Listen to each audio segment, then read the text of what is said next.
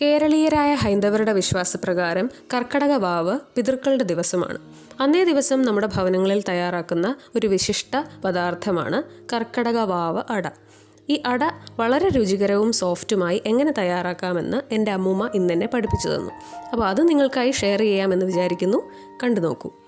ഇതിനായി 1 കിലോ ഇടിയപ്പപ്പൊടി, അതിലേക്ക് ആവശ്യത്തിന് ഉപ്പും 2 ടേബിൾ സ്പൂൺ നെയ്യും പിന്നെ പാകത്തിന് വെള്ളവും ചേർത്ത് നല്ലൊരു ലൂസായ പരുവത്തിൽ കുഴച്ച് വയ്ക്കുക. ഒരുപാട് വെള്ളമാവണ്ട, കുറച്ച് ലൂസായിരിക്കണമെന്ന് മാത്രം.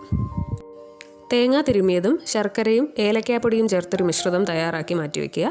അതിനുശേഷം വാഴയില ഒന്ന് വാട്ടിയെടുത്ത് അത് പല ഇലക്കീറുകളായി മാറ്റിവെക്കുക.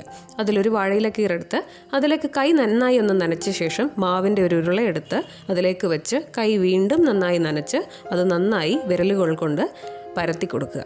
എത്ര തിന്നാക്കാമോ അത്രയും തിന്നായി തന്നെ പരത്താൻ ശ്രദ്ധിക്കുക. ഒരുപാട് കട്ടിയോടെ വെച്ച് കഴിഞ്ഞാൽ അട കട്ടിയായി പോവും വല്ലാതെ. അതുകൊണ്ട് തിന്നായിരുന്നാൽ വളരെ ടേസ്റ്റിയാണ്. തിന്നായി പരത്തിയ ശേഷം അതിലേക്ക് തേങ്ങാ ശർക്കര മിശ്രിതം ഒരു വശത്തായി ഇങ്ങനെ നെടുകെ പരത്തി കൊടുക്കുക. അതിനുശേഷം ഇല നടുവേ കൂടി മടക്കുക. പിന്നീട് മറ്റു വശങ്ങൾ കൂടി നന്നായി മടക്കിയ ശേഷം ആവിയിൽ വെച്ച് വേവിക്കുക. ഒരു 15 മുതൽ 25 മിനിറ്റ് വരെ സമയം മതിയാവും ഇത് മുഴുവനായി നന്നായി വേവാൻ. വെന്ത ശേഷം ഒരു വെള്ളുകുട്ടയിലോ മറ്റോ ഇത് നിരത്തിയിടുക. എൻ്റെ അമ്മൂമ്മ ഉണ്ടാക്കുന്ന അട കഴിച്ചിട്ടുള്ള എല്ലാവരും ചോദിച്ചിട്ടുള്ളൊരു ചോദ്യമാണ്, എങ്ങനെയാണ് ഈ സോഫ്റ്റായ അട ഉണ്ടാക്കുന്നതെന്ന്. ഇടിയപ്പപ്പൊടിയിൽ ചേർക്കുന്ന 2 ടേബിൾ സ്പൂൺ നെയ്യാണ് ഈ അടയ്ക്ക് സോഫ്റ്റ്നെസ് തരുന്ന ഇൻഗ്രീഡിയൻറ്റ്. തീർച്ചയായും നെയ്യ് ചേർത്ത് ഉണ്ടാക്കാൻ ശ്രദ്ധിക്കുക. ഇതിൽ ചൂടുവെള്ളമോ ഒന്നും ചേർക്കേണ്ട കാര്യമില്ല. സാധാരണ റൂം ടെമ്പറേച്ചറിലുള്ള തിളപ്പിച്ചാർച്ച വെള്ളം മാത്രം മതി.